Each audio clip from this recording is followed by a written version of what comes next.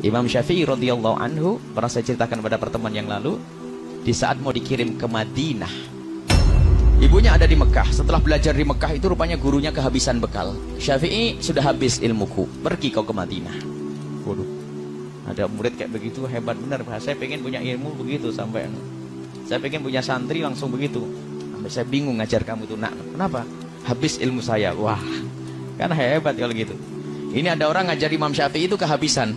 Syafi'i, ilmuku sudah habis, pergilah kau ke Madinah. Pamitan kepada ibunya. Setelah pamitan kepada ibunya, setelah ke Madinah nanti dikirim ke Irak. Apa kata ibunya? Nak, berangkatlah kau menuntut ilmu jihad di jalan Allah. Kita ketemu nanti di akhirat saja. Bagaimana kalau ibu kita ngomong gitu? Dan saya masih ingat Umi juga pernah waktu itu, saya dengar cerita sebelum dari buku, dari ceritanya Umi. Berangkatlah kau Syafi'i, nanti kita ketemu di akhirat. Imam Syafi'i ke Madinah, lalu berangkat ke Irak. Di Irak tuh Imam Syafi'i bukan setahun 2 tahun, karena takut pulang ke rumah, nggak berani, karena belum dipanggil sama ibunya. Belum dipanggil sama ibunya. Di Irak menjadi orang alim besar, sehingga setiap rombongan dari Irak haji, ibunya Imam Syafi'i datang ikut haji juga. Suatu ketika ada halaqah besar di Masjidil Haram, ada seorang alim besar dari Irak, sebentar-sebentar berkata, qala Muhammad bin Idris Asy-Syafi'i. Qala Muhammad bin Idris, berkata Muhammad bin Idris Asy-Syafi'i. Ibunya Imam Syafi'i itu bingung, siapa Muhammad bin Idris itu? Akhirnya ditanya, ya Syekh, siapa Muhammad bin Idris Asy-Syafi'i? Sang Syekh dengan penuh kebanggaan, dia adalah guruku, seorang alim yang ada di Irak, asalnya dari Mekah ini. Ibunya kaget, ketahuilah ya Syekh, Muhammad bin Idris Asy-Syafi'i adalah anakku. Ibunya masih ada. Iya, Muhammad bin Idris Asy-Syafi'i adalah anakku.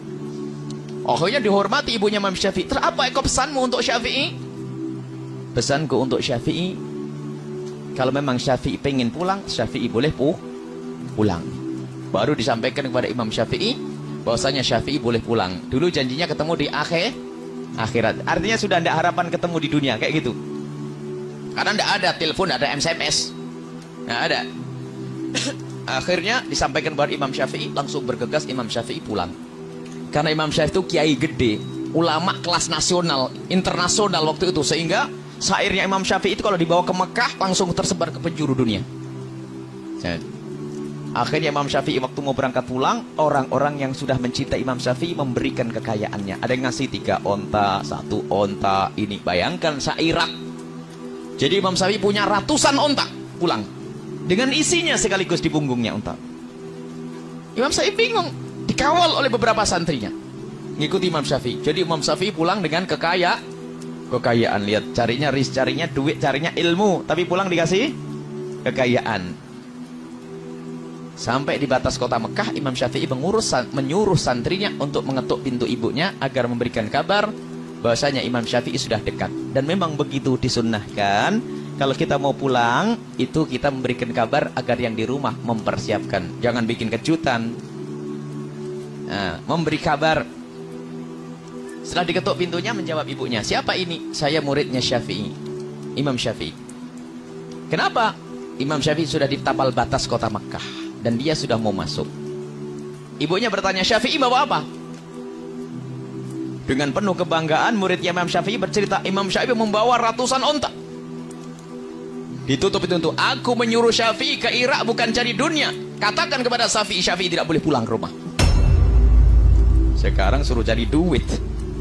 Anaknya jadikan sapi perah cari duit. Sekarang ini kalau nggak bawa duit suruh pulang, balik ini.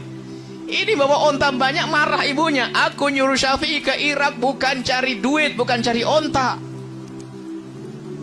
Akhirnya sampaikan Imam Syafi'i, gemeteran dia nyampaikan, ya Imam Syafi'i, ibumu marah. Kenapa? Ibu bertanya Syafi'i bawa apa? Terus, ya aku bercerita kamu bawa onta yang banyak. Salah kamu, jangan ngomong begitu. Baik, sekarang aku panggil warga Mekah. Semua ontanya, hartanya dibagikan kepada semua penghuni Mekah. Yang ada hanya kitab saja. Sampaikan kepada ibuku, dikentuk. Siapa ini? Aku murid Syafi'i. Kenapa? Ontanya Syafi'i sudah dibagikan semuanya, yang tertinggal hanya kitabnya saja dan ilmunya. Ya sudah, kalau begitu Syafi'i aku tunggu. Allah. Ada 2 hikmah. Yang pertama, Ibu yang baik itu tidak menjadikan anaknya sapi perah untuk cari duit, itu loh, ibu yang benar. Yang kedua, kalau ibu ngelepas anaknya sukarela, ditemukan lagi oleh Allah di dunia. Lihat, rela, padahal ibunya Imam Syafi'i ngelepas anaknya, nak, ketemu di akhirat. Loh, pol-polan ini. Pol-polan. Umi dulu pernah ngomong sepintas ngomong gitu ya, nak, ketemu di akhirat. Saya ingat. Cuman ya setelah itu ketemu lagi di dunia kan. Kita mondok juga cukup lama, 18 tahun mondok, bayangin mondok 18 tahun, Bu. Saya itu mondok, ibu, anak ibu berapa tahun mondok? Saya mondok 18 tahun, pulang masih tua atau muda, Bu? Yang bener nih, Bu. Saya mondok 18 tahun, tapi pulang nah, masih muda, kata ibu yang bener. Yuk jangan mah.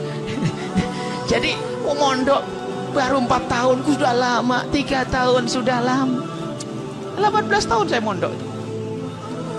Jadi ternyata tidak ada yang kurang. Imam Syafi'i, ibunya Imam Syafi'i melepas anaknya karena Allah, dikembalikan lagi oleh Allah. Kalau ibu melepas karena Allah, bakal dikembalikan, bakal dipertemukan di dunia dan di akhirat, insya Allah.